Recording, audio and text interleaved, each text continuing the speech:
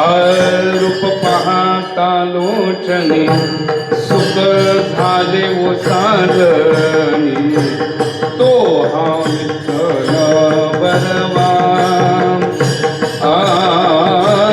तो हा माधव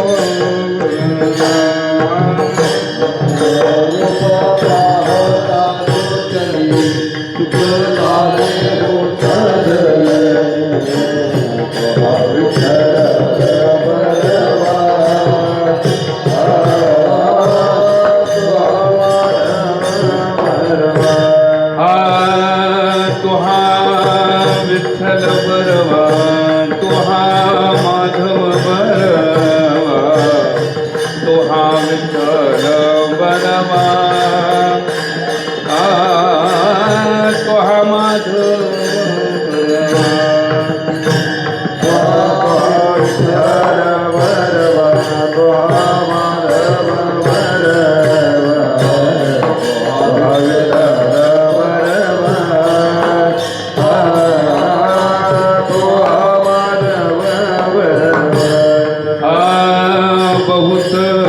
सुकृताची जोडी म्हणून विठ्ठली आवडी तो हा विठ्ठल बरवा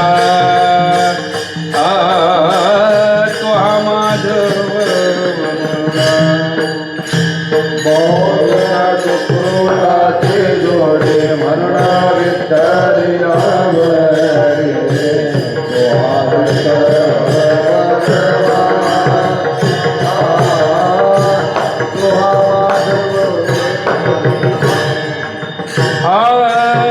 सर्व सुखांचे आगर सर्व सुखांचे आगर बाप रखुमा देवी बाप रखुमा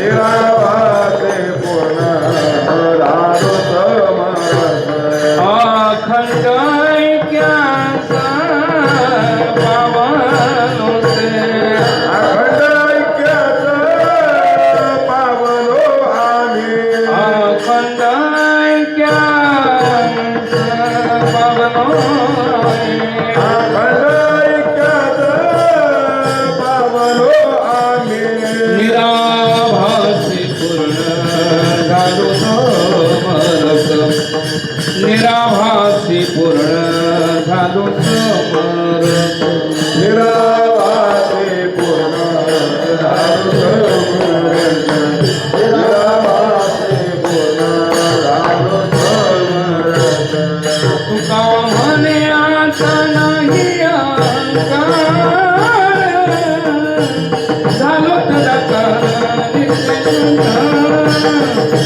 झालो तदाकार नित्य शुद्ध झालो तदाकार नित्य शुद्ध तुका म्हणे आता नाही अहंकार झालो तदाकार नित्य शुद्ध झालो तदाकार नित्य शुद्ध झालो तदाकार नित्य शुद्ध निराभासी पूर्ण झालो समरस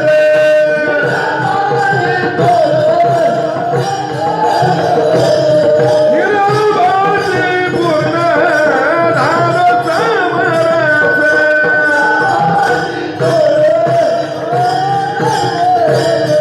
निराभासी पूर्ण झालो समरस अखंड ऐक्याचा पावलो आम्ही अखंड ऐक्याचा पावलो आम्ही अखंड ऐक्याचा पावलो आम्ही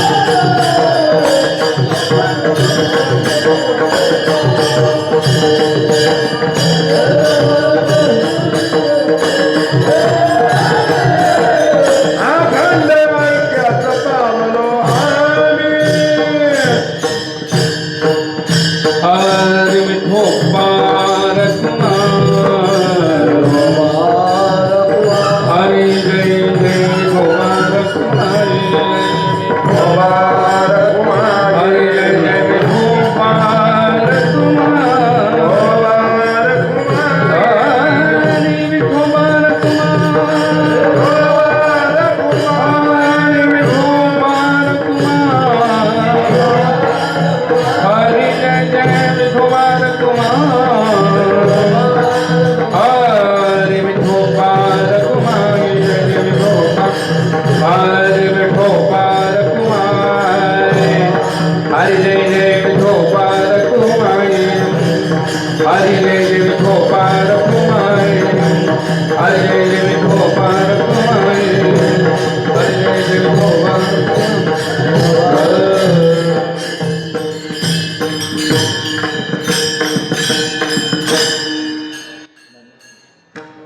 मागे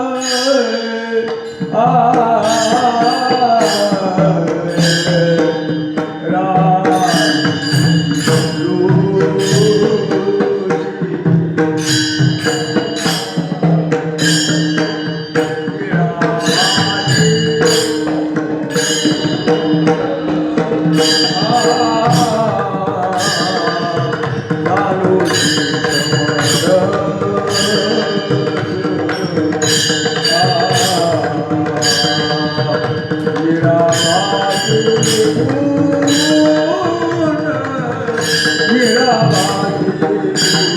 निरव झालो निराकार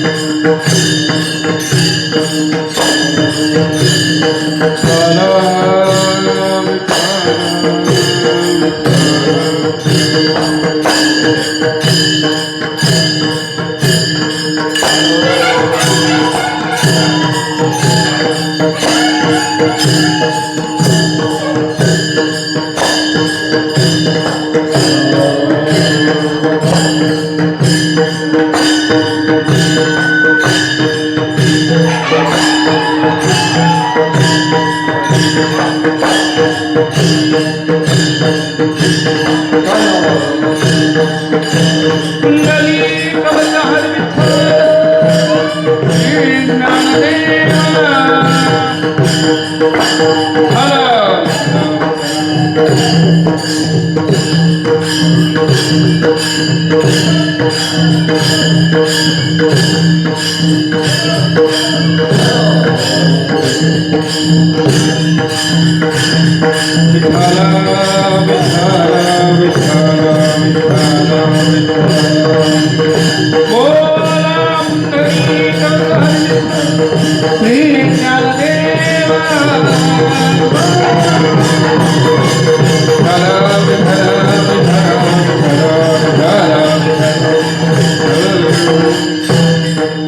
निरंजनिया मी बांधिले घर निराकारी निरंतर राहिलो से निरावासे पूर्ण झालो समरस अखंड ऐक्यास पावलो से तुकामनी आता नाही अहंकार झालो तदाकार नित्य शुद्ध निरावासी पूर्ण झालो समरस अखंड ऐक्यास पावलो तुका म्हणे आता नाही अहंकार झालो तदा कारणी महायोग पीठे तटे भीमरत्यां वरं पुंडलिकाय धातु मुनींद्रे समागत्य तिष्ठन्तमानन्दकन्दं परब्रह्मलिङ्गं भजे पाण्डुरङ्गं समचरणसरोजं सान्द्रणीलाम्बुदाभं जगन्निहितपाणी मण्डनं मण्डलानां तरुणतुलसीमाला कन्द्रं कञ्जनयत्रं सदैधवलासं विठ्ठलं चिन्तयामि जय जय हो शुद्धे उदारे प्रसिद्धे अनवरतानंदे वर्षती विषयव्याळी विधिदिर्यानिदाठी ते तुझे गुरुकृपा दृष्टी होय नमो सद्गुरु तुकया ज्ञानदीपा नमो सद्गुरु सच्चिदानंद रूपा नमो सद्गुरु भक्त कल्याणमूर्ती नमो सद्गुरु भास्करा पूर्ण कीर्ते मनोजवं मारुततुल्यवेगं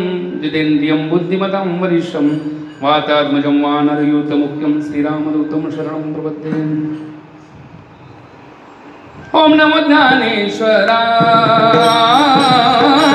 ओम नमो ज्ञानेश्वरा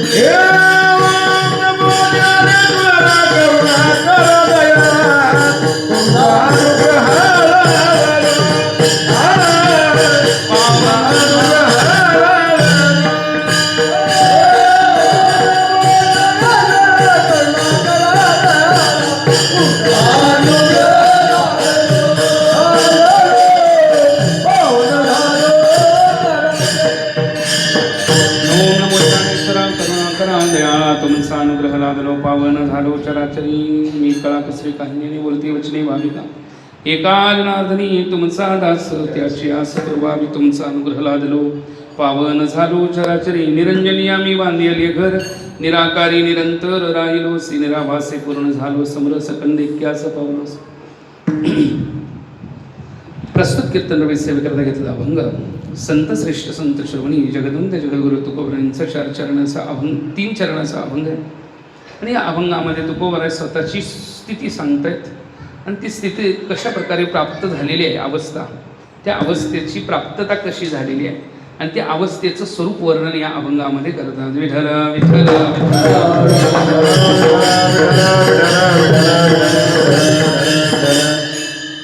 तुकोबराय म्हणतात आम्ही घर बांधलेलं आहे घर बांधलेलं आहे प्रश्न असा असतो की कुठं आहे तुमचं घर आम्हाला लोक प्रश्न विचारतात महाराज तुम्ही कोणी कंडा आलात घर कुठं आहे जिथून आलो त्या स्वरूपाचं ठिकाण आम्हाला सांगावं लागतं ते ठिकाण सांगावं लागतं त्याचं नाव सांगावं लागतं तुकोबरायही म्हणतात आम्हीही घर बांधलेलं आणि ते कुठं बांधलंय याचं वर्णन करताना निरंजनी आम्ही बांधलेले घर मग निरंजनामध्ये घर बांधले तर म्हणले तिथं काय अवस्था काय काय स्वरूप आहे निराकारता आहे निराकारी निरंतर राहिलोसे आणि काय अवस्था आहे तर निराभासत आहे निराभासे पूर्ण झालो समरस निराभास अवस्थेमध्ये गेलो अखंड ऐक्यास पावलोसे कारण निरंजनी आम्ही बांधलेले घर प्रत्येकाकरता तोच वाक्य आहे निरंजनी आम्ही बांधलेले कारण निराकारी निरंतर राहिलोसे कारण निरंजनी आम्ही बांधलेले घर निराभासे पूर्ण झालो समरस कारण निरंजनी आम्ही बांधलेले घर अखंड ऐक्यास पावलोसे कारण निरंजनी आम्ही बांधलेले घर तुका म्हणे आता नाही अहंकार झालो तदाकार नित्य शुद्ध कारण निरंजनी आम्ही बांधलेले घर विठ्ठल विठ्ठल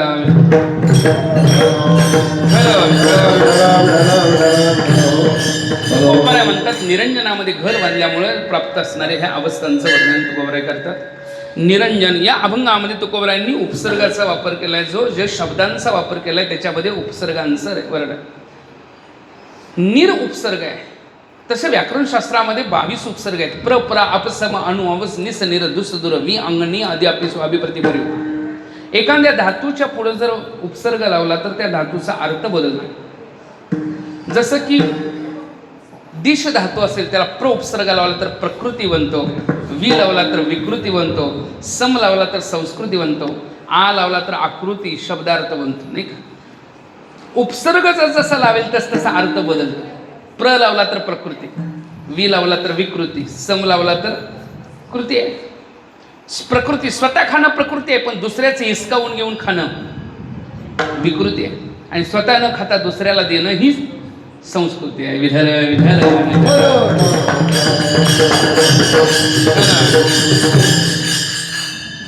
धातूच्या अर्थाचा बदल होतो जेव्हा उपसर्ग पाठीमागे लागला जातो. या ठिकाणी निर उपसर्ग आहे आणि 4 शब्द निर उपसर्गाला घेऊन तुकोबरा या अभंगात बोलतात. निरंजनी, निराकारी, निराभासी आणि निरंतर. निरंजन, निराकार, निराभास आणि निरंतर. बरं का. निरंजन कुठं राहिलोय, ठिकाण काय, निरंजन. त्या ठिकाणावरती घर बांधायचं म्हणलं की ठिकाण लागतं. आपल्याला ही घर बांधताना आपल्याला कशाची गरज पडते, खरंच जागा आपल्या नावावर पाहिजे. नुकती असून चालत नाही, ती आपल्या नावावर पाहिजे, नाही तर तिसऱ्या दिवशी बुलडोजर येऊ शकतो. 4थ्या दिवशी ते घर काढण्याकरता एखादा रेशीप येऊ शकतो. आपल्या नावावरची आपली जागा आपल्या हक्कातली पाहिजे, की आपण त्या जागेवरती आपला अधिकार स्वतंत्ररित्या असला पाहिजे, की त्या जागेवर आपण आपलं घर बांधतो. बरं, घर बांधायचं म्हटलं तर सामान्य गोष्ट नाही. आपण घर बांधण्याकरता आकाराची गरज असते. जेवढा आकार चांगला पाहिजे असेल तेवढा इंजिनियर चांगला बोलवावा लागतो. जेवढा आकार चांगला पाहिजे असेल तेवढा इंजिनियर चांगला बोलवावा लागतो. कारण ज्या इंजिनियरला आकार चांगला माहिती आहे, व्यवस्थित घराचा आकार तयार करत असेल तर तो इंजिनियर चांगला आहे आपण म्हणतो, डिझायनर, नाही का. आणि किती त्या ठिकाणी वाळू सिमेंट कसं लागतं काय काय हे सगळ्या करता. तुकोबरायांचं देहूतलं घर आकाराचं होतं, पण हिथं बांधलेलं घर निराकारी आहे. निराकारी निरंतर राहिलोसे. निराकार म्हणले निराकाराचं पण घर असतं का. घर म्हटलं की काय असतं, त्याला आकार ठरलेला आहे. बरं, ते आकार ठरलाय, पण त्याला आकाराची देशकृत का कालकृतता वस्तुकृत परिचिन्नाने युक्त असणारा आकार असतो महाराज. विशिष्ट देशामध्ये असतो, आकाराला विशिष्ट देश लागतो, एका ठिकाणाहून दुसऱ्या ठिकाणावर. विशिष्ट काळामध्ये आकाराची रूपत असते आणि विशिष्ट वस्तूने युक्त असणारा आकार असतो. पण ह्या ठिकाणचा आकाररहितच असल्यामुळं ना देशानं परिच्छिन्नता आहे, ना कालानं परिच्छिन्नता आहे, ना वस्तूनं परिच्छिन्नता त्या घराची आहे. विधल विधल.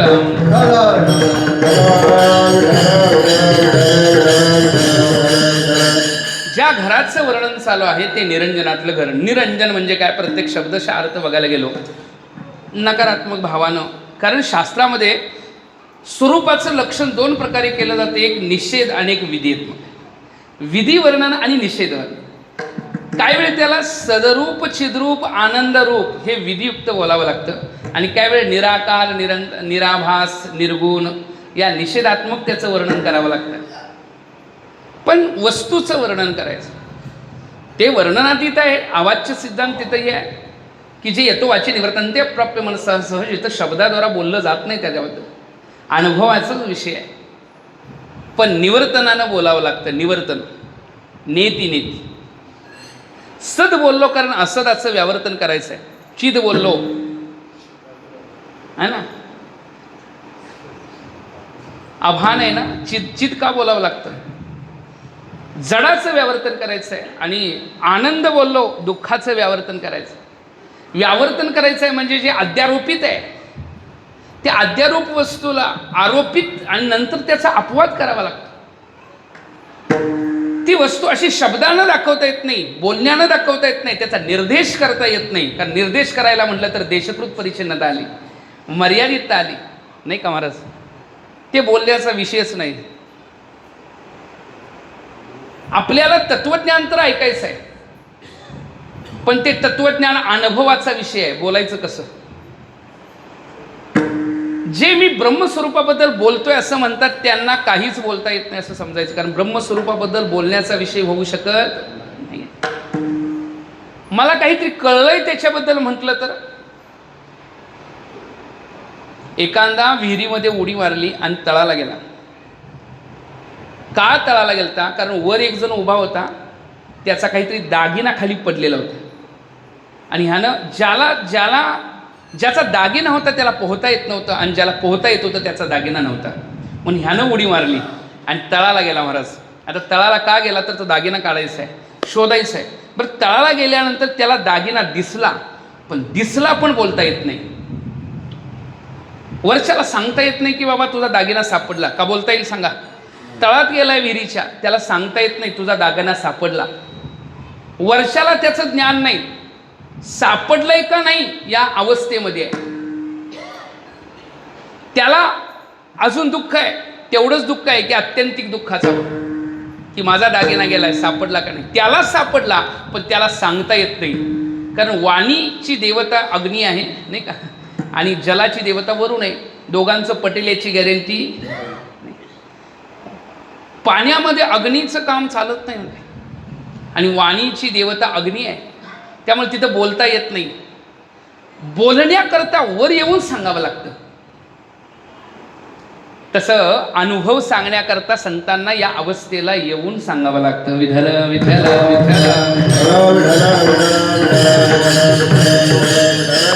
तसं बोलण्याचा विषय होत नाही. पण संत उत्कृष्ट अवस्था त्यागित्वे सती निकृष्ट अवस्था ग्रहणमिती अवतारत्वम. अवताराची व्याख्या करताना म्हणतात चांगल्या अवस्थेचे अनुभव असणारे युक्त ते येते उपकारासाठी आले गरजा वैकुंठी. आले का? त्या स्वरूपाबद्दल बोलायचं त्यांना. बुडते हे जन नदे कर. म्हणून आहे आपल्या पुण्याईची पराकोटिता झाल्यानंतर त्याला काय वर्णन आहे? परिपाक व्हावा लागतो. सत्कर्माचा परिपाक झाल्यानंतर साधू दर्शन देतात. आम्हाला वाटेल आम्हाला दर्शन लगेच भेटावं, नाही. आपला सत्कर्माचा परिपाक होत नाही त्यावेळी संतांचं महात्म्याचं दर्शन होत नाही आणि त्यांच्या दर्शनाशिवाय बोध होत नाही. कारण दर्शनाशिवाय बोध कसा होईल माणूस? गुरुविना अनुभव कैसा कळे? तत्वज्ञान तर गोकुळातल्या लोकांनाही प्राप्त होतं, कारण भगवान कृष्णांचा प्रवेश गोकुळात झाल्या सगळेच ब्रह्मज्ञान झाले. लोका गोकुळीच्या झाली ब्रह्मज्ञान, केली वाचून जपत, काहीच काही नव्हतं. पण प्रश्न असा आहे महाराज, गर्गाचार्य जेव्हा गोकुळात यायचे त्यावेळी प्रत्येक गोकुळवासी जवळ येऊन त्यांना सांगायचा ब्रह्म म्हणजे काय, देवाचं स्वरूप काय, हे सगळं विचारायचं. म्हणजे ज्यांना ब्रह्मज्ञान झालंय तरी का विचारतायत? एकदा झालेल्या अवस्थेच्या अनुभवामध्ये असल्यानंतर पुन्हाही का विचारतायत? म्हटले झालंय जरूर, पण गुरुच्या मुखात न व्हावं म्हणून विचारतायत. विठ्ठल विठ्ठल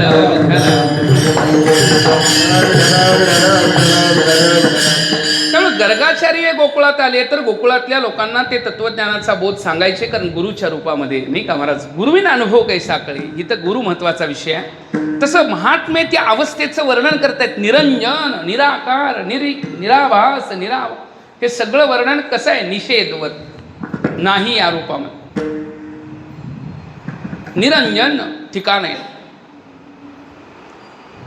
लांबणं आलो जागा शोधायला पण सापडली नाही. किती लांबणं आलतो याचा विचार जरासा करूया आपण. महाराज तुम्ही म्हणाला आम्ही कोल्हापूरवरून आलो माळी सर, नाही. तुम्ही म्हणाला आम्ही महाराज पुण्यावरून आलो, तुम्ही म्हणाला आम्ही इकडं आलो महाराज, नाही का, मच्छिंद्रगडवरून. तुम्ही म्हणाल इकडनं आलो आहे. एवढ्यापुरतं लांबचा विषय नाही बरं का. कोणी मुंबईवरनं दिल्लीवरनं आला ते सुद्धा जवळनंच आला. किती लांबचा प्रवास झाला याचा विचार केला तर किती जन्म झाला फेरा गणित नाही जी जातात. आणि एवढ्या लांबणं आलोय याचं वर्णन आहे. दुरोनी आलो मी गा दुःख झाले दारुण,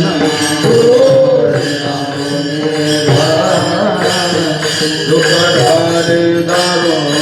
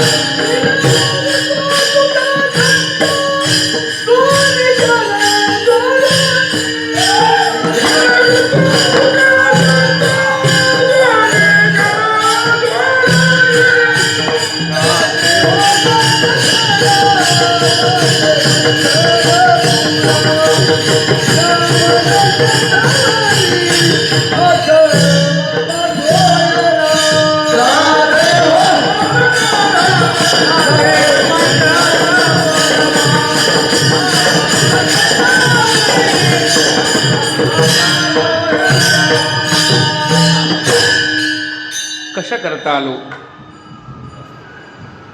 प्रयोजन असल्याशिवाय प्रवृत्ती होत नाही. मंदोपिना प्रवर्तते, प्रयोजन विना मंदोपिना प्रवर्तते. एवढ्या लांबचा प्रवास सहज झालेला आहे का जाणीवपूर्वक झालाय?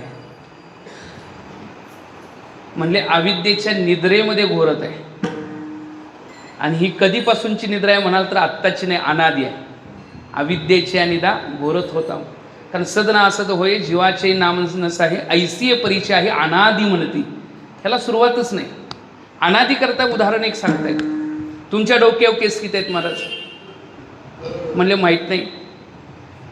किती आहेत डोक्यावरचे केस माहिती, कधीपासून माहीत नाही, हेच माहीत नाही. त्याला सुरुवात नाही. सुरुवात नाही म्हणजे याची सुरुवात. मला एक जण म्हटलं जन्माला आल्यापासून मला माहीत नाही माझ्या डोक्यावर केस किती आहेत. म्हणलं मागल्या जन्मात माहीत होतं काय? तर त्याही जन्मात नाही. त्याच्या मागल्या होतं काय? नाही. याची सुरुवात नाही. अज्ञानाला सुरुवात नसते, पण अज्ञानाला शेवट असतो. अज्ञानाची सुरुवात नाही, म्हणून अज्ञान आपल्याला प्राप्त आहे. अज्ञानाची PhD नसते. एक जण सर्टिफिकेट घेऊन आला आणि म्हटलं महाराज मला मिळालं सर्टिफिकेट. म्हणलं कशाचं आहे? म्हणले अज्ञानाचं आहे. मग अज्ञानाचं सर्टिफिकेट कधी असतं का महाराज? अज्ञानाला सुरुवात नसते, अज्ञानाचं सर्टिफिकेट नसते, प्राप्तच आहे. आपल्याकडे आहे. आत्ता आपल्याकडे जे आहे आणि ज्यामुळे ते प्रतीतीला येत नाही त्याचं कारण आहे अज्ञान आहे. आणि ते कधीपासून लागलं याची बघा, एका असं शास्त्रातलं वर्णन आहे की एक झाडाखाली बसलेला माणूस आहे. वर्ण जर साप पडला तर तो कुठल्या रंगाचा आहे, कुठल्या प्रकारचा आहे, कुठल्या जातीतला आहे, कुठल्या वर्णाचा आहे हे बघत बसावं का लगेच टाकून द्यावा? साप एक कळाला तर टाकूनच देतो आपण. त्याला बघत बसत नाही कुठल्या जातीतला, कुठल्या वर्णातला काय बघत कुठल्या कलरचा आहे, कुठल्या रंगाचा आहे हे बघत बसतो का महाराज? नाही बघत. नाही तो कोबरा आहे का, तो घोणस आहे का, असं काय बघत बसत नाही. नाही, विषारी आहे माहिती आहे आपल्याला. बरं त्याचे दात जरी निघालेले असले, फक्त आपल्याला दात गेलेत हे माहीत नसलं तरी आपण भीतो, त्याला टाकूनच देतो. नाही का? तसं ही अज्ञान नावाची गोष्ट आहे. ही कधीपासून आपल्या मागं नाही का? याला सुरुवात नाही. म्हणून स्व अज्ञान ज्ञानिनो विरळा. स्वतःचं अज्ञानाचं ज्ञान ज्याला झालं अशी लोक विरळ आहेत. पण ते अज्ञान आपल्या मागं आहे, त्यामुळं आपल्याला भेद आहे, त्यामुळं आपलं स्वरूप आपल्याला ज्ञात होत नाही, त्यामुळं आपण दुःखी आहे, त्यामुळं आपण अत्यंत अवस्थेमध्ये नाही आहे. याला कारण अज्ञान आहे, हेच आपल्याला ज्ञान नाही. याच्या कारणाचा शोध घेतला गेलेला नाही. ह्याचं कारण काय आहे, त्याचं नाव अज्ञान आहे. तुम्ही म्हणाल आम्ही PhD केले हो. म्हणलं विषय काय? म्हणजे असा विषय आमचा आहे. एक म्हणेल डॉक्टरमध्ये PhD झाले, एक म्हणेल वकिलामध्ये PhD झाले, एक म्हणेल इंजिनिअरिंगमध्ये PhD झाले, एक म्हणेल विषय असा घेऊन आम्ही PhD केली. हे झालं कसलं ज्ञान आहे? हे व्यवहारातलं ज्ञान. पण संत ज्या ज्ञानाचा विषय बोलतायत ते जे आयत परमात्मा ईशी जी एक वस्तू असे ते जया दिसे ज्ञान असतं. ते एक वाचवण्याने भवस्वर्ग आदी ज्ञान ते अज्ञान आहे सेवणीशी.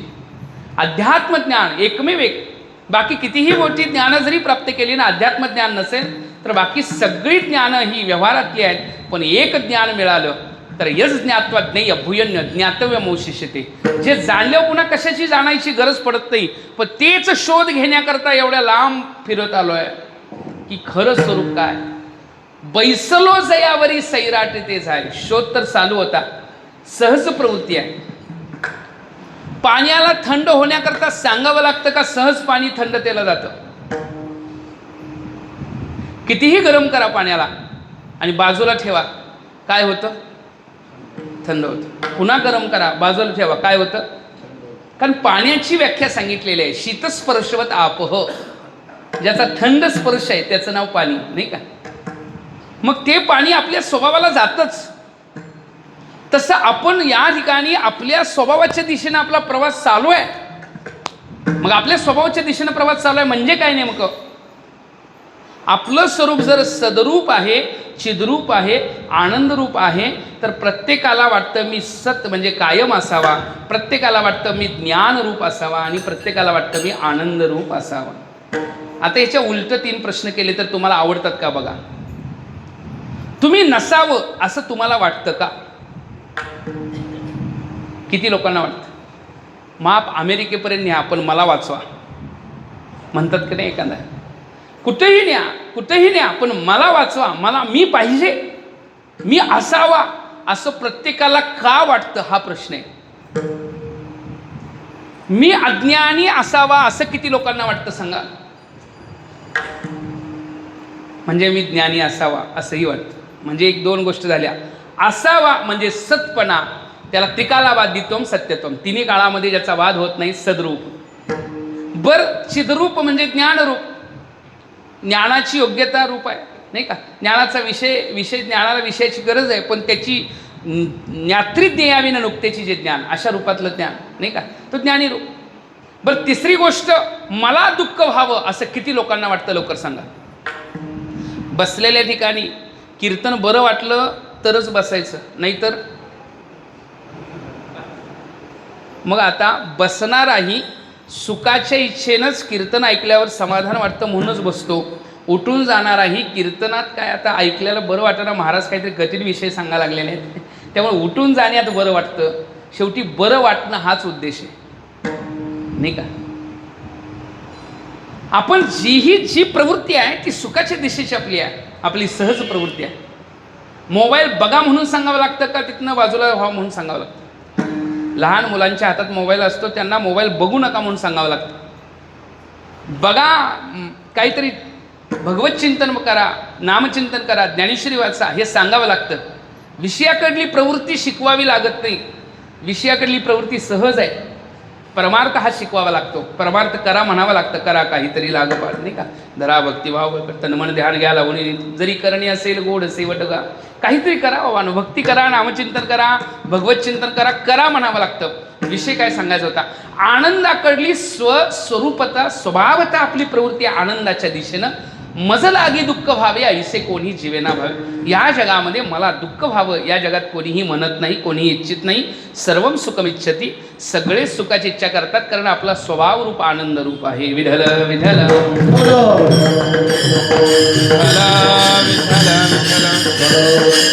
आपला आनंद स्वभाव असेल तर या आनंदाच्या शोधामध्ये, सत्याच्या शोधामध्ये आणि ज्ञानाच्या शोधामध्ये आपला प्रवास चालू आहे. कधीपासून, नाही का? कधीपासून? देह बदलले म्हणून काय आपण बदललोय असं नाही. आपण पहिलेही भगवंतांनी सांगितलं अर्जुनाला गीतेमध्ये, नत्वेवाहम जातून असम नत्वम नेमे जनाधिपा नचैवम न भविष्याम सर्वे वयमतः परम. पहिलाही तो होतास, आत्ताही तो आहे, पुढेही असणार. मीही पहिला, आत्ताही आहे, पुढेही असणार. राजेही पहिले होते, आत्ताही आहेत, पुढेही असणार. मग बदल कशात झाला? देहिनोस्मिनता देही कम्मारम यवनम जरा तदा देहांतर प्राप्ती धीरसत्र नवयती. देहामध्ये परिवर्तन होतं, बदल होतो. अस्ति जायते वर्धते विपरिणमते अपक्षीयते म्रियते. विपरिणामते बदलतं, शरीर बदलतं, पण आत्मतत्व मात्र बदलत नाही. ते तसंच आहे. नैनम छिन्नंती शस्त्राणी अविनाशी तू तद्विद्दी येन सर्वमिदं दत्तं विनाशम अव्यस्य न किंचित कर्तुमर्हति. कोणीही त्याचा विनाश करू शकत नाही. असं व्यापकत्वानं असणारं जे पहिलंही आहे, आताही आणि पुढेही आहे, आपलं जे स्वरूप आहे तेच आपण आहोत. आलो लांबणं शोधत शोधत आपल्या स्वरूपापासून भटकलोय. त्याला हरपले ज्ञानोबरांच्या भाषेत. हरवलेली गोष्ट शोधायला आलो, सापडना. आणि मग संतांमुळे सापडते म्हणून तिथे ओवी आहे. हरपले आपण पे पावे ते संता ते पाहता गिवसावे. म्हणून ऐकावे वानावे तेची सदा. हरवलेली गोष्ट संतांमुळे भेटते. एक जण माणूस लांबणा आला, जागा शोधत होतास घर बांधण्याकरता. घर बांधण्याकरता जागा शोधणं म्हणजे काय? स्थिर होण्याकरता जागा शोधणं. स्थिर होण्याकरता आपण सेटलमेंट म्हणतो ना. आता पोरं एखादा गेलाच कुठं आहे सेटल, म्हणले शहरामध्ये सेटल झाला आहे, म्हणजे आता तो तिथं स्थिर राहिला. आपण मूळचे स्थिर आहोत, पण ज्यामुळं अस्थिर झालोय ती अवस्था बाजूला केली की स्थिरता आपला स्वभावच आहे. पण आपल्याला त्या स्थिरतेच्या दिशेचा प्रवास आपला होईना, म्हणून लांबणा आलो शोधत शोधत. एक व्यक्ती तसाच शोधत शोधत घर बांधण्याकरता आला एका गावात, आणि घर बांधण्याकरता जागा शोधू लागला, पण जागा सापडेना. लोकांना विनंती करू लागला, कुठेतरी मला जागा द्या, कुठेतरी जागा द्या. नाही म्हटले, जागाच नाही. आता जागा नाही सापडत महाराज, काय करावं? दुःखीत झाला. आणि अचानक एक जण पुढनं आला त्याच्यासमोर. दुःखीत झालेल्या माणसाला विचारलं, का रे बाबा, का दुःखीत झाला? म्हटलं, जागा शोधायला लागलो पण जागा सापडत. तो मला चल दाखवतो तुला जागा. आणि त्यानं हाताला धरलं, नेलं. तिथं एक जागा मोकळी दिसली. त्या जागा त्याला सांगितलं, ही जागा आहे, घर बांध म्हणले. आता घर बांध म्हटल्यानंतर तो म्हटला, महाराज जागा माझ्या नावावर व्हावी, मी पैसे देतो, खरेदी करतो, मग घर बांधतो, नाही का? नावावर तर जागा पाहिजे, मला खरेदी करायची आहे जागा. तो म्हटला, जागा खरेदी करायची गरज नाही, कारण ही तुझ्या नावावर झालेली आहे जागा ऑलरेडी. म्हणले, कसं काय? म्हणजे तुझे पूर्वज कोणीतरी पहिले आजे पंजे ह्या गावात फिरत फिरत आले होते, आणि इथं त्यांनी जमीन खरेदी करून ठेवलेली होती, आणि त्यांना काय पुन्हा गेले ते आलेच नाहीत परत. त्या जागा तशीच पडून राहिली. आता पाहायला गेलं तर त्या परंपरेतनं ही जागा कुणाच्या नावावर झाली? तुझ्याच झाली. म्हटले, या जागेवर घर बांध. त्याच्या जर मनाचा विचार केला तर किती मोठा आनंद होईल त्याला सांगा. ज्याला जागा सापडत नव्हती तो जागा शोधायला आला. बरं, शोधायला आलेली जागा सापडली, पण ती आपलीच आहे कळाली, किती मोठा आनंद त्याला होत असेल सांगा. तद्वत आहे, शोधायला आलो आम्ही, दुरोनी आलो मी गा. भेटत नव्हतं, पण एक संत माईबाप आपल्याला भेटले, नाही का? साधू संत मायोबाप जे का दयेचे सागर. संत मायबापांनी मार्ग दाखवला. त्या मार्गानं चालत गेल्यानंतर त्या दिशेपर्यंत पोचणं होईल. नाहीतर बैसलो जयावरी सैराट ते जाईल. स्थिर करावं असं ठिकाणच नव्हतं, कोणतं जागाच सापडत नव्हती. पण संतांनी सांगितलं, तुझा आहे तुझं पासी, परी तू जागा चुकलासी. म्हणले, जागा कुठं नाही, तुझीच तुझ्या जवळ जागा आहे, बघ शोध. आहे तिथं शोध, आहे तिथे स्थिर हो. ठाईचं बैसोनी कराय कठीण, आवडी अनंत आळवावा, आवडी अनंत आळवावा, आळवावा, आवडी अनंत आळवावा,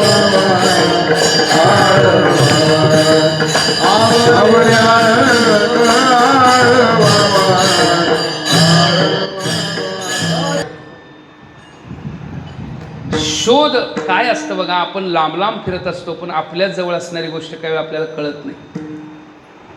त्याचा शोध बाजूला चाललाय. जिथं आहे तिथं शोधावं लागेल. एक आजीबाई काहीतरी शोधत होते. रात्रीची वेळ आहे, दिवा लागलेला होता, उजेड पडलेला होता आणि आजी काहीतरी शोधायला लागली. आजीने विचारलं, काय शोधता आजी? म्हणजे माझी सुई पडलेली आहे. म्हणलं मी शोधू का? शोधा म्हणले. मग तासभर मी शोधली सुई. आजीनं विचारलं, आजी सुई हिथंच पडले का? आजी म्हणली, हिथं नाही सुई पडलेली. मग कुठं पडले? म्हणले बाजूला अंधारात पडले. मग म्हणलं अंधारात पडले तर हिथं का शोधताय? म्हणले इकडं उजेड आहे म्हणून शोधायला लागले. आता तुम्ही सांगा किती दिवस तिथं शोधल्यावर मिळेल? आयुष्यभर जरी शोधलं तर तिथं सुई काय सापडणार? जिथं पडले तिथं शोधावी लागेल.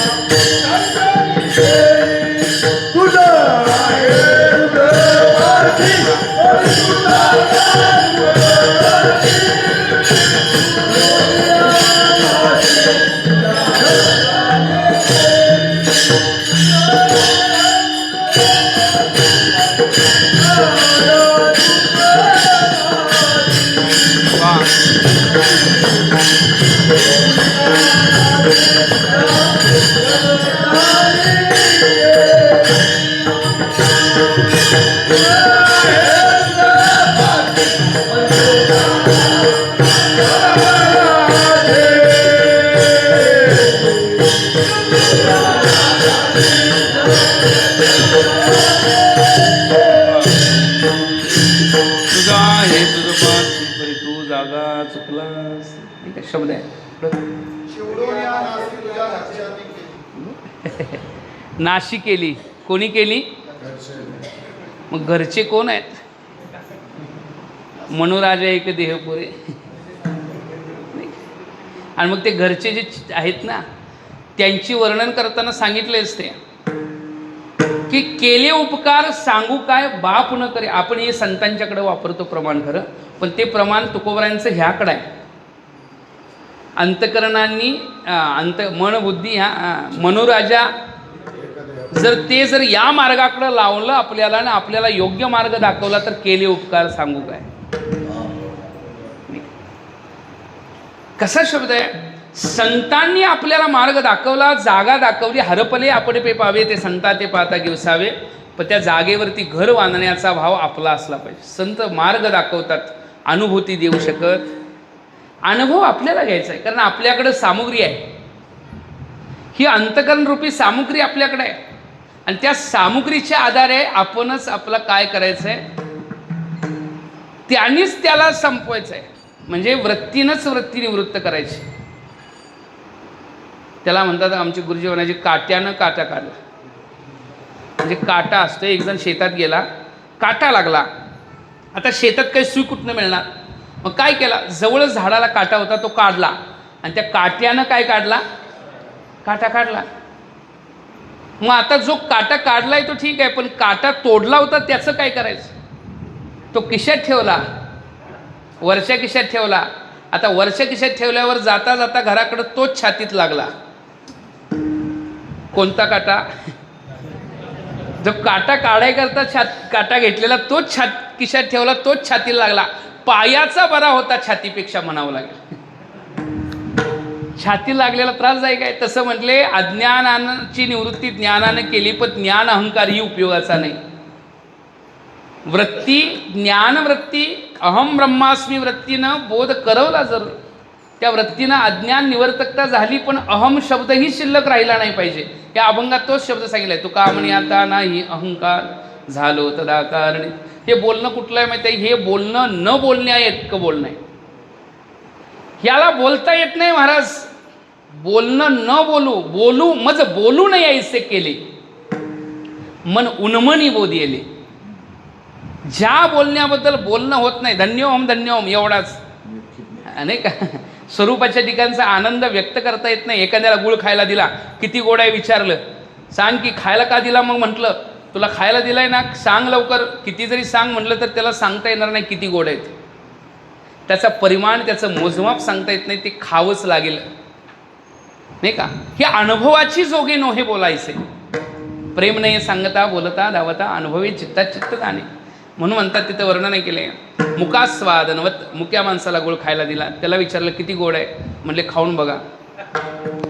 त्याला बोलताच येत नाही आणि त्याला मग गुळ शब्दाचा जप करत बसलो तरी गुळाची गोडी कळेल का? मग जप करणं परमार्थाचं चांगलं आहे, भगवंताचा जप केला तर आनंद अनुभवता येतो, पण लौकिकातला गुळ आहे हो. त्या गुळ 2 दिवस म्हटलो पण त्या गुळाची गोडीच काही कळेना, ते खावं लागेल. तसा हा अनुभव घ्यावा लागेल. लांबणं आलो, कशा करता आलो याचा विचार करा.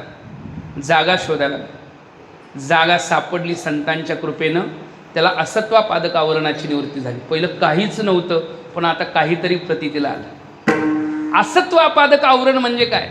आत्ता आपल्यासमोर काहीच नाही, पण तुम्हाला एक शब्द बोललो, त्या शब्दामुळे त्या वृत्तीनं त्या वस्तूचा आकार धारण केला.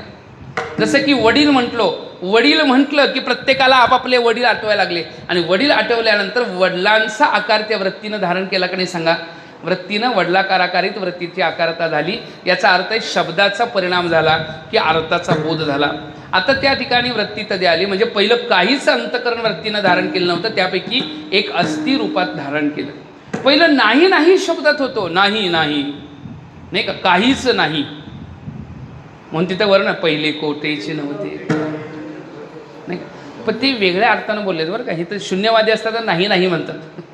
शून्यम शून्यम क्षणिकम क्षणिकम नाही का. हां, दुःखम दुःखम क्षणिकम.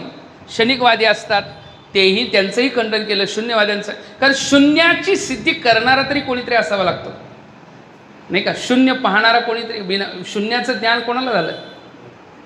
ज्याला झालं तो तरी आहे नाही का. ज्ञानोबालांचं वर्णन आहे अमृतामध्ये. बघा, लाईट आहे का नाही? आत्ता लाईट आहे का नाही? लवकर बोला. लाईट आहे. तुम्ही लाईटकडे बघून बोलला का न बघता बोलला? कोणी? मला तर वाटत नाही तुम्ही लाईटकडे वरती बघितलं, नाही बघितलं. लाईटकडे बघून कोणी बोललं नाही किंवा त्याला स्पर्श करून कोण म्हटलं नाही की बाबा लाईट आहे. लाईटच्या कार्यावरून कळालं लाईट आहे. तिचं कार्य आहे ना, पुढं प्रकाश आहे, प्रकाशानं अंधकार दूर केला आणि पुढं वस्तू प्रतीतीला यायला लागली.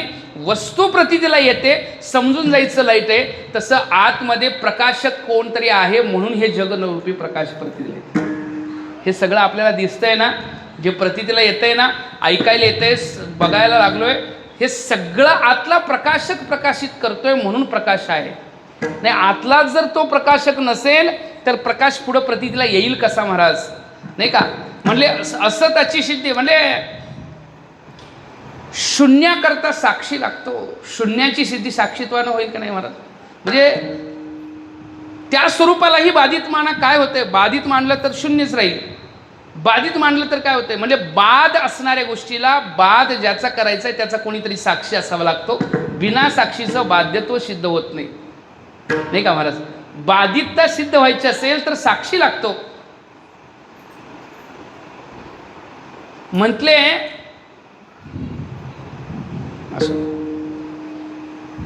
बाद सिद्ध करायचं असेल तर साक्षी लागतो. सताचा बाद जर म्हटला तुम्ही तर त्याचा साक्षी अनेक मानावा लागेल. मग तो सत का असत हे सांगावं लागेल. पुन्हा तो सत मानला तर पुन्हा त्या सताला बाधित मानायचं असेल तर पुन्हा त्याचा साक्षी कोण मानावा लागेल? पुन्हा याला अनवस्था नावाचा दोष नाही का. एक तर चक्रिकापत्य असते, अनवस्था असतात, या प्रकारचे दोष होऊ शकतात. म्हणजे त्यामुळे सताला बाधित म्हणता येत नाही. त्रिकाला बाध्यत्वम सत्यत्वम, आणि ते स्वरूप कुणाचं आहे? त्याचं आहे. सत्य तू सत्य तू सत्य तू विठ्ठला, सत्य तू सत्य तू सत्य तू दादा हा नवेला का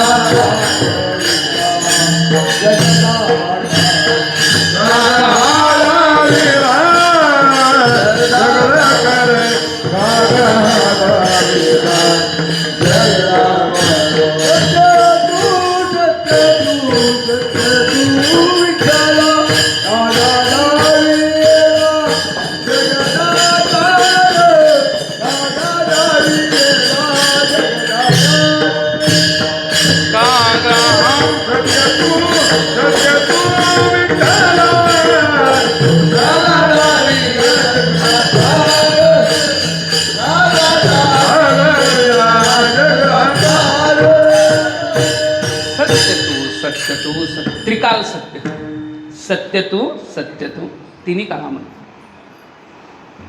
त्रिकालाबाध्यत्वम सत्यत्वम आहेपणा सिद्ध आहे. आणि त्या असत्वापादक आवरणाची निवृत्ती कशानं होते? परोक्ष ज्ञानानं होते. आहे या शब्दानं होते. आहे म्हणून ती एक कथा सांगितली जाते महाराज. कोणती कथा आहे? बऱ्याच जणांना माहिती आहे. दशमस्तोमसी, 10वा तो आहेस दशमस्तोमसी. 10 मुलं गंगेतनं स्नान करून पलीकडे खेळण्याकरता गेली. म्हणजे गंगा पार करून, नदी पार करून पलीकडे आली. आणि पलीकडे आल्यानंतर विचार करू लागली की आपण 10च्या 10 आलो का काय? विचार करावा, 10च्या 10 आलो का काय? म्हणून मोजायला लागले. एकानं मोजलं, 1 2 3 4 असे 9च भरले. 10वा गेला कुठं नाही.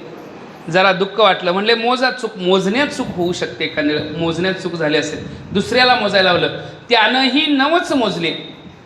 पुन्हा तिसऱ्यानं, कारण भीती वाढायला लागली. जेवढी भीती वाढेल तेवढी शक्यतेला चापसलं जातं. शक्यतेचा निश्चय करण्याकरता नाही का, जरा निश्चय एकाग्रतेनं होतो.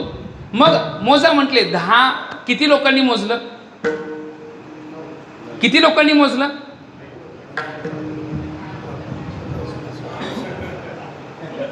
किती लोकांनी मोजलं? 10 लोकांनी मोजलं, पण 9च भरले. 10 लोकांनी मोजलं, पण 9च. दुःखी झाले. याला म्हणतात दिसत नाही, प्रतीती येत नाही तोपर्यंत दुःख आहे. तसं आपल्याला प्रतीती येत नाही, कळण झालो, धावायला लागलोय. इंद्रिय धावता नावरती, कारण ठिकाण सापडणं झाले. अजून निरंजनावरती बांधायचं. ठिकाण सापडणं झालंय. सापडलं की घर बांधलं म्हणून समजा, पण ठिकाणच नाही. जरा वाटतं यात सुख मिळेल म्हणून तिथं स्थिर व्हायचा प्रयत्न करतो. नाही, दुःखाचं कारण आहे. नाही, हे नाही म्हणतात, ते नाही म्हणतात, ते नाही म्हणतात. आणि लांबणं आलोय म्हणून अंध झालोय. आंधळ्या पांगळ्याचा एक विठोबा आता कळाल्याबरोबर का, पण कळत नाही तोपर्यंत. म्हणून या 10नी मोजलं, 10ना सापडलं नाही. मग अत्यंतिक दुःख आहे. किती दुःख आहे? 10व्याच्या घरात जाऊन सांगायचं काय? एवढं दुःख आहे त्यांना. मग रडायला लागले. बाजूने एक वाटसरू निघाला होता. वाटसरूने त्यांचं दुःख बघितलं, रडायला लागलेले आहेत. सगळेच वाटसरू थांबतात असं नाही बरं का. सगळेच वाटसरू आजकाल तर बघा सगळेच थांबतात असं नाही. पण येतो कळवळा म्हणून या बुडते हे जन याच्याच करता आलोय, मार्ग दाखवण्याकरता आलोय. म्हणले का रडताय? का रडताय म्हटले, 10वा गेला कुठं, सापडणं झालंय, अभाव वाटतोय. त्यांनी विचार केला, आता दुःखाची, आपल्या दुःखाची संत हे परीक्षा बघतो. नेमकं कारण काय दुःखाचं हे शोधतात. आपल्या दुःखाचं कारण काय? आपल्याला तर माहीत असतं का आपल्या दुःखाचं कारण काय?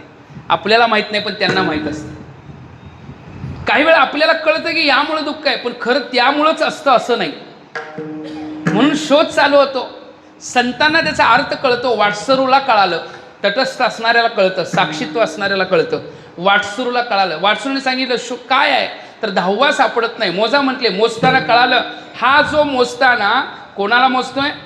बाकीच्यांना मोजतोय, स्वतःला मोजत नाही. आता 10वा सापडणार कसा म्हणले? प्रत्येकाने हेच केलं की बाकीच्यांना मोजत होतं, स्वतःलाच मोजत नव्हतं. 10वा सापडणार कसा? नाही सापडणार अशानं. मग काय झालं महाराज? हा 10वा मिळाला कुणाला? सापडला कुणाला? कळाला कुणाला? तर वाटसरूला. तसा संतांना बोध असतो. संतांना कळाले आपल्या दुःखाचं कारण, आपण दुःखी का आहे कळाले, आणि ते त्या मार्गानं, त्या दिशेनं आपल्याला प्रवृत्त करतात. बघा बाबांनो, बघा, करा काहीतरी लागपाठ, धरा भक्तिभाव, बळकट तन मन ध्यान घ्या लावून या नीट, जरी करणे असेल सो. उपदेश हा शब्द त्याच्याच करताय. मग त्यांनी बोध करण्याचा प्रयत्न करतात. बाबा ते म्हणतात मला सापडलाय. हा वाटसरूनच सापडलाय हा शब्द ऐकले किती मोठा आनंद झाला असेल सांगा त्यांना. अजून काही मिळालेला नाही आहे, पण कळालं आहे. कुठंतरी आहे या शब्दामध्ये अजिबातच नव्हता, त्याच्यापेक्षा कुठंतरी आहे. कसा का असं ह्यांना दिसलाय, म्हणजे कुठंतरी जाऊन अडकला असेल. एखाद्या झुडपामध्ये, एखाद्या नदीनं वाहून गेल्यानंतर कुठेतरी अडकला असेल. आहे या शब्दानं त्यांना बरं वाटलं. या आहे शब्दानं असत्वापादक आवरणाची निवृत्ती झाली. तसं संतांनी बोध केला आहे, जे आहे ते वर्म नेमकं कोण आहे. पुन्हा प्रश्न जिज्ञासा होते. प्रश्नाची उत्कृष्टता काय असते, नेमका प्रश्न कसा असावा हा महत्त्वाचा विषय. प्रश्न आपल्या जिज्ञासेची निवृत्तता करणारा असतो. आणि प्रश्न हा जो स्वरूपाच्या दिशेचे प्रश्न विचारले जातात ना, ते साधनेतले उत्कृष्ट अवस्थेला नेतात. व्यवहारातले प्रश्न अधिक प्रश्नात टाकतात, नाही ते कधी सुटत नाहीत. किती जरी प्रश्न असले तरी काय, पण कायमी उद्धार पावेन काय कृपा करेल नारायण. काय प्रश्न आहेत, म्हणून प्रश्नोपनिषद बनलेलं आहे. तद्विद्ये प्रणिवातेन परिप्रश्नेन सेव्या. प्रश्न आपली योग्यता शिकवतो, पुढच्याला आपली योग्यता कळते. तुमचा प्रश्न कसा आहे त्यावरनं तुमची योग्यता. नाहीतर वरचा मजला कधी पूर्ण व्हायचा असा जर प्रश्न महाराजांच्याकडे जाऊन करायला लागलो तर महाराज म्हणतील इंजिनियरला जाऊन विचार, मला कशाला विचार, नाही काय. प्रश्न साधूकडे गेल्यावर काय असावा आणि त्या साधूकडे गेल्यानंतर प्रश्न झाला. तसं या म्हटले कळाला 10वा आहे म्हणताय, पण नेमकं कुठं आहे दाखवा. 10वा आहे दाखवा म्हटल्यानंतर त्यांनी सांगितलं तूच 10वा आहेस. 10वा तू आहेस, पण विचार करू लागला.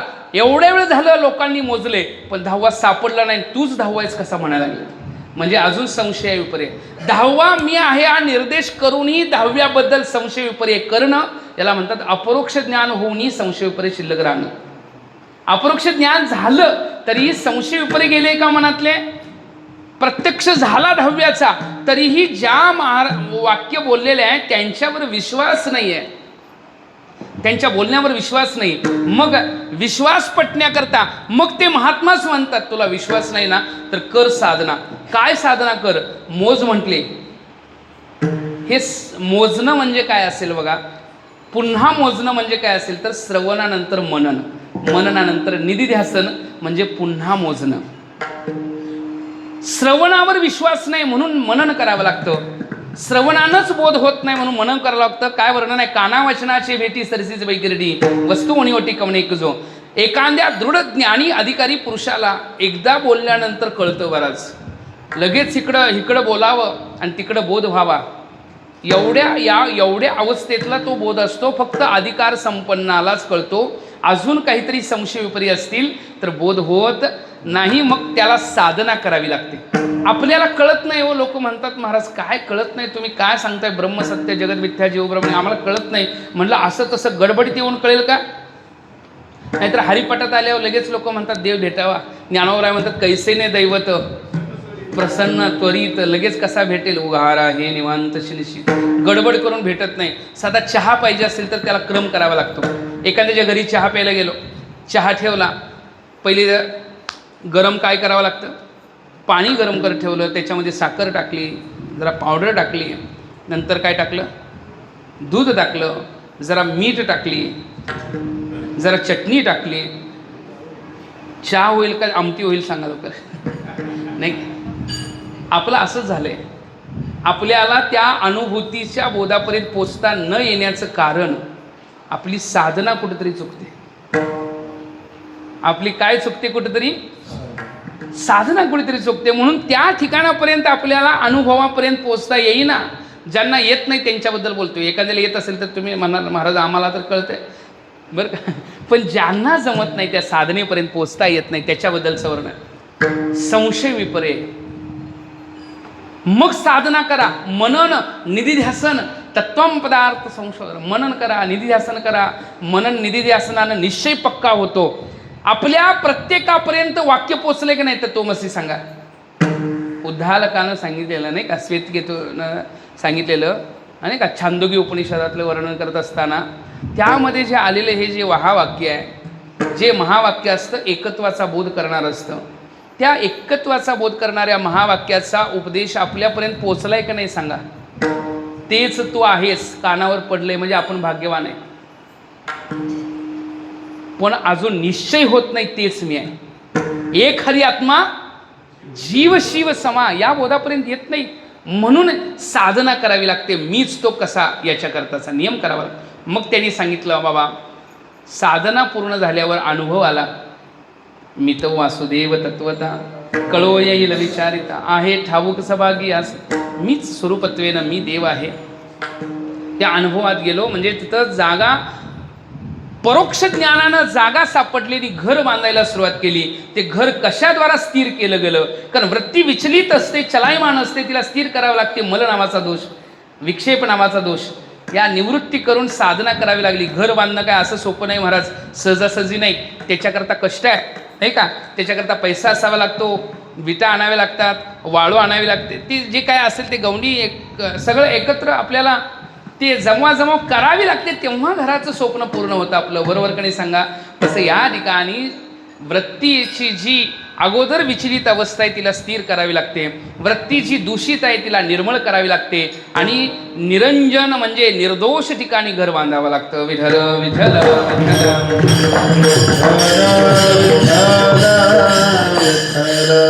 निर्दोष ठिकाणी घर म्हणजे निरंजन. निरंजन शब्दाचे बरेच अर्थ सांगत असताना ज्ञानोबरांनी अमृतानुभवामध्ये एक ठिकाणी कोणी निरंजनी निदेला. निरंजन म्हणजे जिथं अजिबात लोक नाहीत अशा ठिकाणी जाणं. मग अजिबात लोक नाहीत तिला एकांत म्हणतात. एकांत, नाही का? एक रूपाचाही जिथं अंत होतो ती एकांत. कारण एक शब्द ही त्याला सहन होत नाही. एक शब्द सुद्धा द्वित्व सापेक्ष आहे.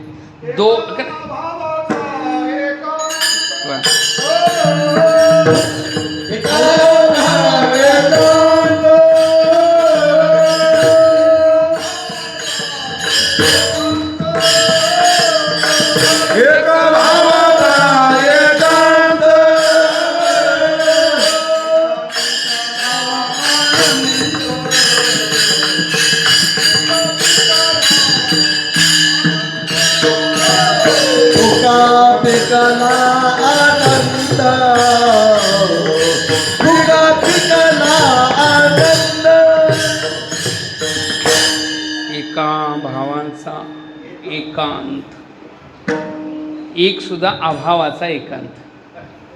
म्हणून ज्ञानोबरांनी सांगताना अमृतानुभवातल्या दुसऱ्याच प्रकरणामध्ये वर्णन करताना निवृत्ती शब्दाची रूपता सांगितलं. माझ्या गुरूंचं नाव निवृत्ती आहे. आपल्या इकडे लोक निवृत्त आहेत का? काय काय सांगा. काय काय कीर्तनला पण आले असतील निवृत्त, नाही का? अजून तुम्हीच सर काय निवृत्त नसाल. निवृत्त म्हणजे पहिलं प्रवृत्त आहे आणि त्या प्रवृत्तीतून आता मुक्त झालो म्हणजे निवृत्त.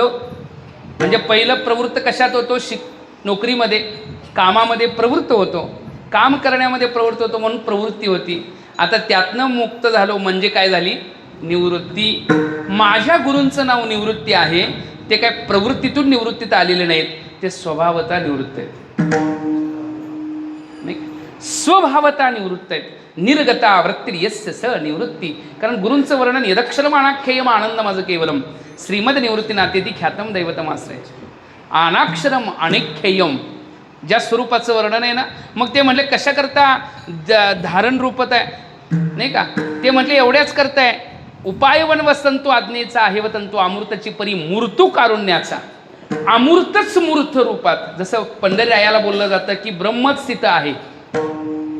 नेनो ब्रह्ममार्ग चुकला आणि कुठं आलं? पंढरपूरला आलं. तेच ब्रह्मच आहे. बघणाऱ्याची दृष्टी फक्त ब्रह्म बघायचं का विठ्ठल बघा विटेवरती उभाय कटेवरत आहेत एवढंच आहे का? तो आणि व्यापकत्वा नाही. हे फक्त बघणाऱ्याच्या ज्ञानावर अवलंबून आहे, नाही का? तसं म्हटले गुरूंच्या बद्दल बोलताना उपायरूपी वनाचे वसंत म्हणजे गुरु आहेत. उपाय वन वसंतू. आपण साधना कितीही मोठी करा पण ती फलिद्रूप व्हायची असेल तर गुरुकृपा असावी लागते.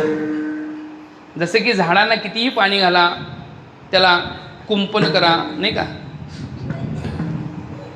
कितीही पाणी घाला, कुंपण करा, त्याच्या सूर्यप्रकाश द्या, त्याला बरंच काही काही तुम्ही त्याची संरक्षणता केली तरीसुद्धा वसंत ऋतू आल्याशिवाय त्याला मोहर येत नाही, फळं येत नाही, नाही का महाराज? तद्वत आहे, मोहर येत नाही. तद्वत आहे की कितीही मोठी साधना करून जरी एखादा साधक बसला असेल तर त्याला गुरुकृपेची वाट बघावी लागते. आणि अमूर्त असणाराही मूर्त रूपाला गुरु येतात तेव्हा सत्कर्माचा परिपाक होतो. महात्म्याच्या सत्कर्माचा परिपाक झाला की गुरूंचं दर्शन होतं, बरं का? एरवी दर्शन होत नाही. कितीही प्रयत्न केला, एवढे पैसे देतो म्हटला पण मला भेटवा, नाही होत. एवढा संपत्ती देतो, मला भेटवा, नाही होत. आपल्या सत्कर्माचा परिपाक व्हावा लागतो. एकतर विवेक जागृत व्हावा लागतो, दुसरी गोष्ट आहे सत्कर्म असावं लागतं, म्हणजे पुण्य असावं लागेल गाठी, नाही का? आणि मग कृपा लागते. त्याशिवाय या दिशेचा विवेक प्रतीतीला येतो, या दिशेचा मार्गस्थ मार्गाला होत नाही. असो, निवृत्ती निर्गत हा वृत्तीर अवस्थेचं वर्णन आपण बघायला लागलो. निरंजनी, कोणी एक निदेला, निरंजनी म्हणजे निर्जन अशा ठिकाणी एकांत रूपात, तेही ब्रह्मस्वरूपाचं वर्णन. निरंजन, अंजन म्हटलं की आपण डोळ्यामध्ये घालतात नाही का, अंजन डोळ्यात घालताना, मग डोळ्यामध्ये अंजन घालताना आजकाल ते तुपांजन आलेलं आहे, पण ते अंजन म्हटलं की आपण म्हणतो काळच नाही का.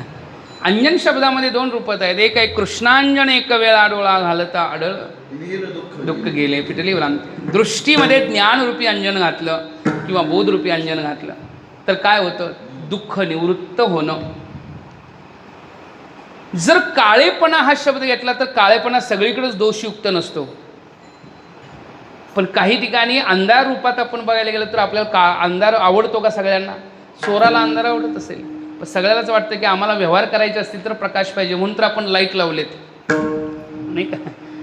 मग जर दोषार्थामध्ये एकान वेळ घेतलास तर निर्दोष, निरंजनाचा रूप त्या निर्दोषत्वानं जर घेतली तर निर्दोषम ही समम ब्रह्म तस्मात ब्रह्म निते स्थित. ब्रह्मस्वरूप निर्दोष आहे, जिथं अजिबात दूषितता नाही, जिथं समरूपता आहे. ब्रह्म सर्वंग तसदा सम, जे ते अणुनाही विषम. सर्वंगत म्हणजे देशकृत परिचिन्नानं रहित, सदा म्हटलं की कालकृत परिचिन्न रहित, आणि सम म्हटलं की वस्तुकृत परिचिन्न रहित. असं असणारं कोणतं आहे तर ते ब्रह्मस्वरूप आहे. अशा ठिकाणी स्थिरतेचा भाव असेल तर त्याला ओळखावं लागेल, आणि ओळखलं स्थिर झालो.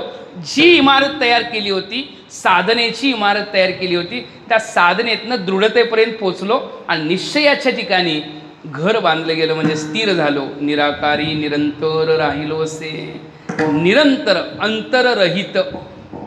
या अंतर शब्दाची रूपता ही करता येईल की अंतररहित म्हणजे अंतरामध्येही परिच्छिन्नता येते, त्यामुळे परिच्छिन्न रहित अवस्थेतलं घर बांधलं. किती राहिलो? निरंतर. अंतर शब्दामध्ये दोन्ही अर्थ आहे. अंतर म्हटलं की माणसापासून माणसाचं अंतर असेल तर देशकृतात आहे. अंतर म्हटलं की कालानंही परिच्छिन्नता येऊ शकते नाही का, मग ती कालकृत परिच्छिन्नता ही रहित झाली, वस्तुकृत परिच्छिन्नता रहित झाली, देशकृत परिच्छिन्नता राहिली. आणि मग निराभासी, जिथं भास नाही, ज्या स्वरूपाच्या ठिकाणी भासच नाही. भास कशाला म्हणतात? प्रतीती असते पण सत्य नसते, प्रतीती असते पण काय नसते, खरी नसते. बघा, आपण रस्त्यानं आता निघालो, उन्हाळ्याचे दिवस आहेत, तुम्हाला पुढं जल दिसतं ना, पाणी रस्त्यावरती पाणी दिसतं पण वास्तविक ते नसतं, आपल्याला फक्त प्रतीती येते, त्याला मृगजळ म्हणतात. हरणालाही जल दिसतं आणि आपल्यालाही जल दिसतं, दिसण्यामध्ये काही फरक नाही आहे, दोघांनाही दिसतं. पण हरणाला ते खरं वाटतं म्हणून तहान लागल्यानंतर ते पळायला लागतं त्या दिशेनं. आपल्याला माहीत असतं ते खोटं आहे, तो भास आहे, ती प्रतीती नाही आहे वास्तविक, तो भास आहे.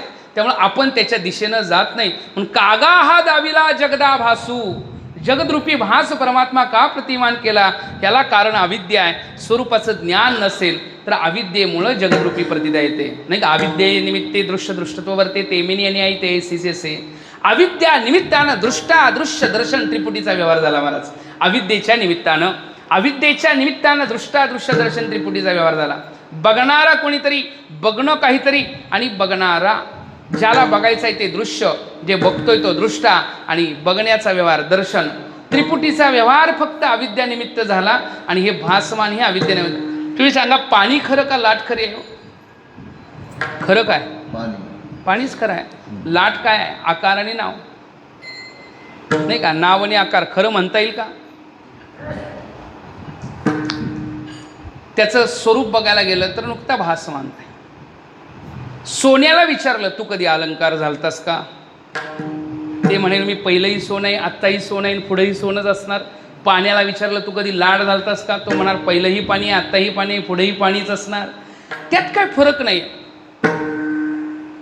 भासमानता ही सत्य नसते, त्यामुळे भासलंय ते खरं नसतं.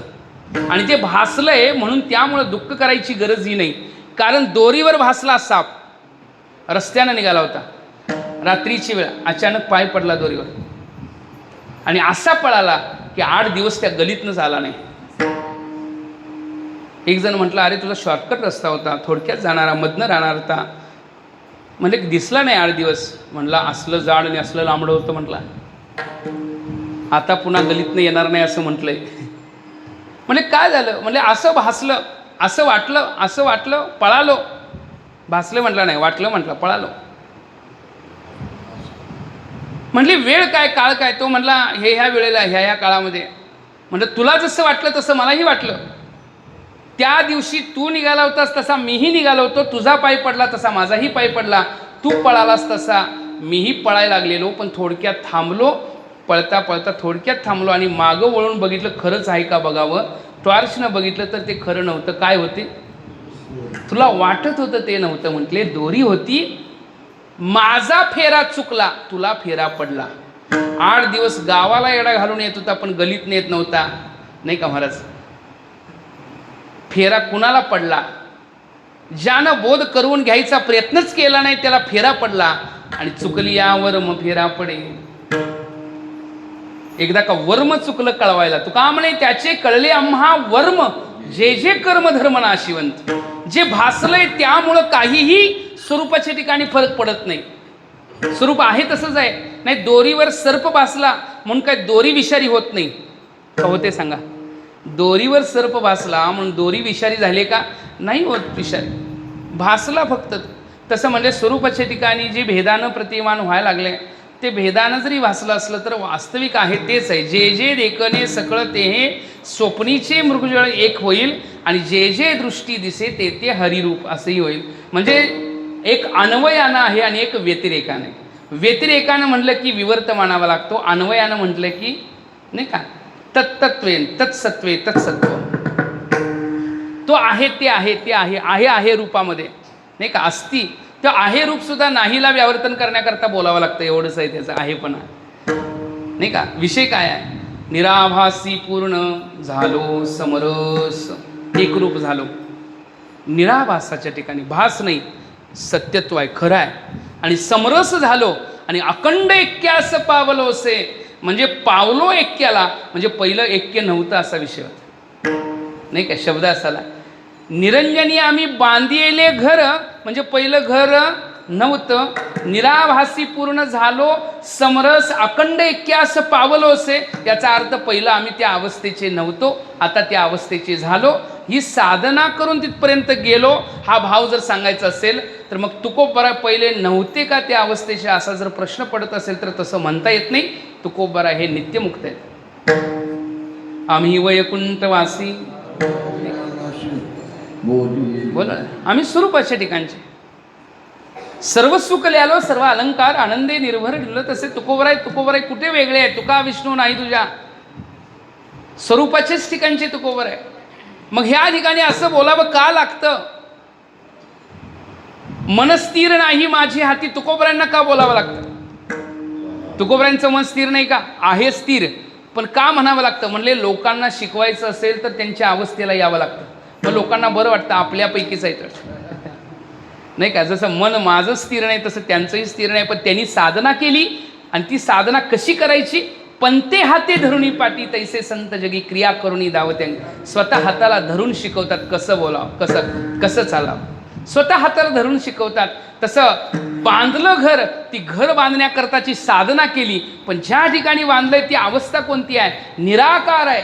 आपल्या घराला आकार असतो, पण तुकोबरायांचं घर कसलं आहे, ते देहूतलं घर होतं. त्या घराबद्दल ही तुकोबराय सांगताना बऱ्याच गोष्टी बोलत. कसं बोलत होते, जाऊ पुढे बिके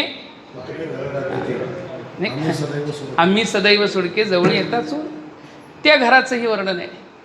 तुकोबरायांचं घर आहे की नाही सांगा. देहूमध्ये घर होतं, ते घर आकाराचं होतं असं म्हणून, वाडा होता मोठा, सामान्य पण घर नव्हता, ते आकाराचं होतं. त्या ती घराची जी रूपत आहे ती तर सामान्य कुठं होती. ज्यांचं घर आहे त्या घरालाही किती मोठी किंमत आहे, म्हणजे ती काय आपण पैशातली किंमत नव्हे बरं, श्रद्धेची आहे. किती मोठी लोकांची श्रद्धा आहे त्याच्यावर. कारण त्या घरामध्ये देव आले, पाहुणे घरासी आले ऋषी, आजे आले ऋषी. काय करू उपचार, खूप मोठे केले. ते तर घर बारकं कुठं होतं महाराज, तेही सामान्य नाही. पण ज्या ठिकाणी आता त्या अवस्थेला राहिलेले आहेत ते घर तर सामान्य कुठं आहे, तेच घर आहे. त्या घरामध्ये परिवर्तन नाही. घर बांधलं जातं स्थिर होण्याकरता. आपली अंतःकरण वृत्ती ज्या ज्या ज्ञानाला घेऊन ज्या ज्या प्रकारच्या वृत्ती आकार धारण करते ते सगळी घरं तात्पुरती असतात, म्हणजे स्थिरतेची नसतात. स्वरूपाच्या ठिकाणी बोध झाल्यानंतर जे राहणं झालेलं आहे, आता न फिरे माघारी. तुझं पाहता सामोरी दृष्टी न फिरे. आता नाही म्हटले आता सेटल झालो. सेटल म्हणजे व्यवहारात एखादा माणूस बोलतो ना, आता काय झालो, सेटल झालो, आता स्थिर झालो. तसं स्वरूपाच्या ठिकाणी स्थिर झालेल्या अवस्थेचं वर्णन आहे. निराकारी निरंतर राहिलोसे, निराभासे पूर्ण झालो समरस, अखंड ऐक्यास पावलोसे, विठोबा रकुमाई.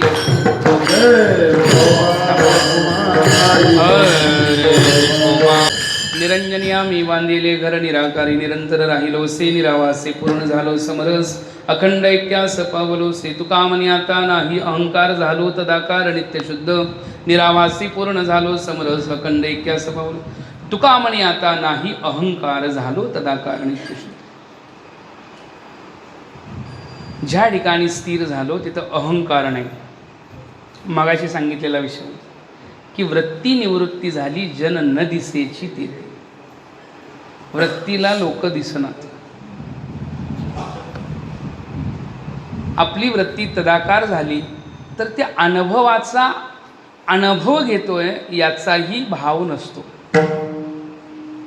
ठीक आहे, मी अनुभवतोय हा भाव जरी राहिला तर मी शब्द राहिला, आणि मी शब्द राहिला तरी अजून स्वरूपाकाराकार झालेलो. एवढ्या अवस्थेचं तुकोबरा बोलतायत. एक तर वृत्ती प्रवृत्त असते, तिथं वृत्तीला जागा राहायला ठिकाणच मिळत नाही. बरं ते स्थिर झालं तर आता कुठल्या ठिकाणी झालं हे महत्त्वाचं आहे. आणि एकदा स्थिर झालं की आता त्याचं चालणं, त्याचं स्वरूपच संपलं. मनाचे मनपण गेले, बोलाचे बोलके पण ठेले, जया माझी सापडले दे दिसे. मनाचा मनपणा संपणं, ती अवस्था वृत्ती निवृत्ती झाली, जन न दिसेची. वृत्तीत सहज मी आंधळागा, त्या अवस्थेचं वर्णन आहे. निज निराकार पंथे, निराकार पंथामधला जो अनुभव आहे ना, त्या वृत्तीसुद्धा अनुभवाकरता राहत नाही. म्हणून जाणीव नेणीव भगवंती नाही. जाणीव हा विषय वृत्तीला घेऊन असतो. आम्ही म्हणेल कोणाला जाणायचं आहे, काहीतरी जाणायचं आहे, काहीतरी जाणायचं आहे, कोणाला तरी जाणायचं आहे. अजून मी देव जाणणार, आता कीर्तन झाल्यानंतर उद्यापासून नियम काहीतरी करणार आणि देव जाणण्याचा प्रयत्न करणार. म्हणले आता तर कुठं आहे तुम्ही त्याच्यापेक्षा वेगळं. प्रवृत्ती आणि निवृत्ती ये ओझे नेगे मती, अखंड चित्तवृत्ती आठवी माते. प्रवृत्ती ही वृत्तीलाच घेऊ नये आणि निवृत्ती ही वृत्तीलाच घेऊ नये. प्रवृत्ती पण नाही, निवृत्ती पण नाही. एक म्हटले एवढं सोडलं, एवढं सोडलं, एवढं सोडलं, आता नाही का, एवढं सोडलं हा भाव जरी राहिला तरी सोडलेल्या पद्धतीचा भाव राहील का हो महाराज? एवढं सोडलंय या प्रकारचा भावही तिथं येऊन चालत सहज सुटण्याचा भाव. तृप्ती झाली आज ऐसी, साधने सरती अपैसी, देखी आत्मतुष्टी दैसी कर्मे नाही. आणि एवढं मिळवणार हाही भाव वृत्तीला घेऊनच आहे. ज्ञानोपराय म्हणतात ते नाही. आत्ता अखंड चित्तवृत्ती आठवी माते. आत्ता आपल्या चित्तवृत्तीमध्ये भगवंत आहे का सांगा? आत्ता आपण कशाची आठवण करतो? महाराजाचं कवा संपायचं, कोणाला वाटत नाही ना? नाही का, कीर्तन कवा संपायचं, प्रवचन कवा. आपल्या वृत्तीनं आत्ता काय धारण केलं याचा विचार केला तर आपल्या वृत्तीनं भगवताकाराकारिता धारण केले का एवढा विचार करायचा. कारण वृत्ती ज्या आकाराकारित होते तिथे एकतर राग येतो नाहीतर द्वेष येतो. वृत्तीनं ज्याचा आकार धारण करते तिथं काय येतं? एकतर राग असतो, प्रेम, नाहीतर काय असतो? द्वेष असतो. पण वृत्ती ह्या रागद्वेषाच्याही पलीकडे गेली. रागद्वेष हे अनुकूल प्रतिकूलला घेऊन येतो आणि अनुकूल प्रतिकूल हे भेदाला घेऊन येतो आणि भेद हे अभेदाच्या अज्ञानामुळे आलेलं आहे. पण अभेदाचं ज्ञान झालं तर स्वरूपाच्या ठिकाणी ना राग आहे, ना द्वेष आहे, ना अनुकूल आहे, ना प्रतिकूल आहे, ना धर्म आहे, ना अधर्म आहे. अरे धर्म अधर्म म्हणजे हे वेगळे बरं का, धर्म अधर्म शब्द. ना राग आहे, ना द्वेष आहे, ना अनुकूल आहे, ना प्रतिकूल आहे, ना जन्म मरण आहे, ना कोणता भाव आहे. देहातीत अवस्थेमध्ये उन्मन अवस्थेमधला बोललेला हा शब्द, बोललेला भाव जो आहे तो बोलण्यासारखाच नाही आहे. म्हणून अहंकार रहितता, अहम शब्द संपला. सगळ्यात पहिल्यांदा आपल्याला ज्ञान कशाचं होतं तर अहमचं होतं. सगळ्यात पहिलं ज्ञान. आता आपल्याकडं अहम शब्द पहिला असतो, नंतर माझं काहीतरी. पहिला शब्द मी आणि नंतर माझं. मग मी शब्द जिथं संपला तर माझा शब्द कसा शिल्लक राहील? माझा शब्दही शिल्लक राहत नाही. जिथं मी शब्द नाही, फक्त अनुभव आहे. फक्त काय आहे? अनुभवाला जाणायच्या करता मीपणाचा शोध घ्यावा लागेल. ज्ञानोबा म्हणतात तोच की मी कोण हा करावा विचार, नाही का? मी कोण आहे विचार करा. आणि या शोधामध्ये जेव्हा मी सापडेल तेव्हा कळेल मी तर वासुदेव तत्वता. त्या मीलाही बाधित करून टाकलं. हा मी शब्दही राहिला नाही. एक उदाहरण द्यायचं म्हटलं तर विहिरीमध्ये तुरटी टाकतात बघा. तुरटी टाकतात ना विहिरीमध्ये. ती तुरटी टाकल्यानंतर ती तुरटी काय करते? सगळा गाळ खाली नेते आणि स्वतःही संपून जाते. तशी वृत्ती अज्ञानाचं निवर्तन करून नाही का ज्ञानही रूपता ठेवत नाही, स्वतः निवृत्त होते. म्हणून शब्द आहे वृत्ती निवृत्त झाली जन न दिसे जाते. अशा अवस्थेच्या ठिकाणी राहिलो तुका म्हणे आता नाही अहंकार. झालो तदाकार नित्य शुद्ध. ज्ञानेश्वर माऊली ज्ञानराज